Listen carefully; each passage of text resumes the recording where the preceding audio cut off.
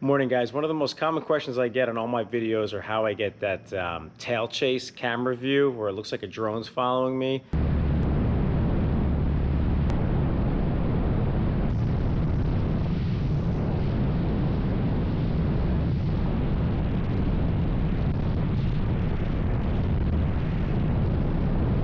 It's actually really simple, and it is basically this mount right here by Flight Fix attached to this little pole. And it actually edits out the pole automatically, and I'll show you how I set it up.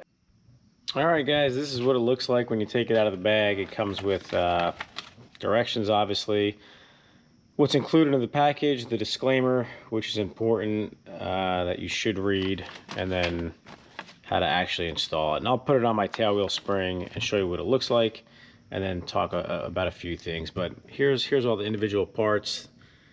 This is stainless steel, aluminum. It's really pretty high quality stuff, lightweight.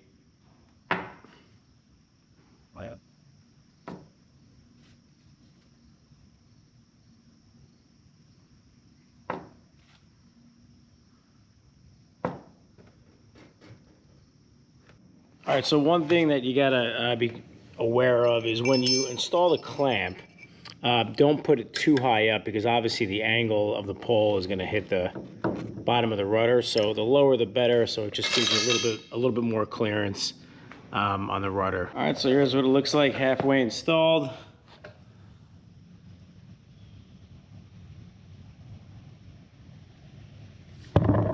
I'm aware it's not tightened down. I did tighten it down, I promise.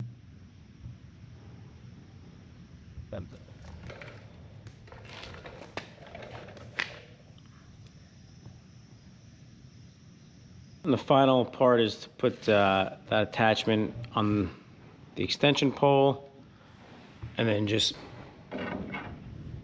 made it up like that. All right, finished product, that's what it looks like. Just make sure again that there's clearance here.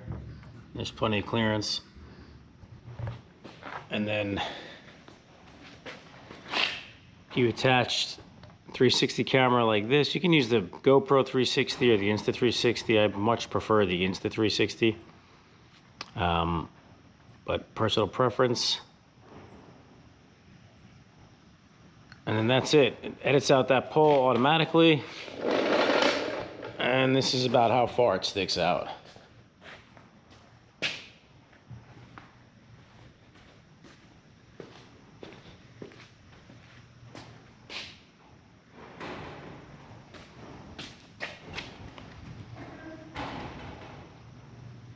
All right, so you can see it's really simple to install that, and it gives an awesome view. I use it for a lot of my videos, but just a friendly reminder, yeah, it's much safer than a suction cup mount or a sticky mount, but Murphy's Law exists for a reason. It's nuts and bolts. Something could always go wrong, so it's not my responsibility. It's not Flight Fix's responsibility. It's 1000% your responsibility to make sure that you not only install it appropriately, maybe have it looked over by an A&P, but you know, you're the pilot in command. You're responsible for that, to make sure not only does it not get in the way of the flight controls, but that doesn't come off and injure someone or their property. So just wanted to point that out, and I'll throw up a link that Flight Fix has, talking about the legalities of all this stuff, because I think it's important to know, to obviously know that stuff. So any questions in particular about this mount, shoot me a message, shoot me an email, or just comment below, and I'll certainly do my best to answer. All right, guys, thanks.